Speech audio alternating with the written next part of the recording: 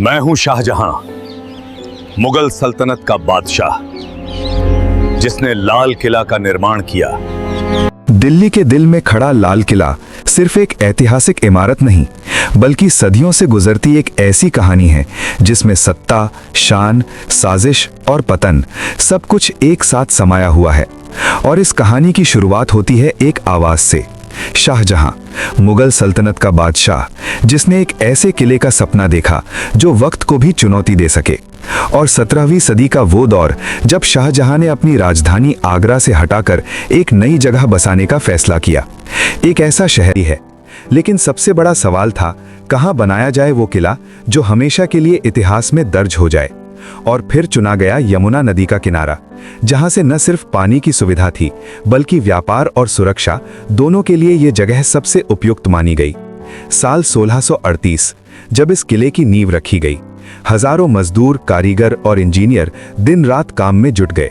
लाल बलुआ पत्थर को काटकर एक विशाल दीवार बनाई जा रही थी जो करीब 2 किलोमीटर तक फैली हुई थी। लेकिन यह सिर्फ एक किला नहीं था, इसके अंदर एक पूरी दुनिया बसाई जा रही थी। महल, बाग, बाजार और दरबार, सब कुछ जैसे एक शहर के भीतर दूसरा शहर। किले के अंदर का सबसे अहम हिस्सा था दीवाने आम, जहां आम जनता अपनी शिकायत लेकर आती थी। और फिर दीवाने खास, जहां सिर्फ खास लोगों को ही जाने की इजाजत थी। यही वो जगह थी जहां सत्ता के बड़े फैसले लिए जाते थे। और यहीं पर लिखा गया वो मशहूर वाक्य, अगर फिरदौस बर रुए जमीन अस्त, जो इस किले की शान को दर्शाता था। लेकिन इस चमक दमक के पीछे एक सख्त नियंत्रण और राजनीति भी छुपी हुई थी। समय बीतता गया और 1739 में एक ऐसा हमला हुआ जिसने इस किले की नींव तक हिला दी। नादिर शाह का आक्रमण। उसने इस किले को लूट लिया, कीमती खजाने, कोहिनूर हीरा और मयूर सिंहासन तक छीन लिया गया। और यहीं से इस किले की गिरावट की शुरुआत हो गई। जो कभी अजेय लगता था, अब धीरे धीरे कमजोर पड़ने लगा।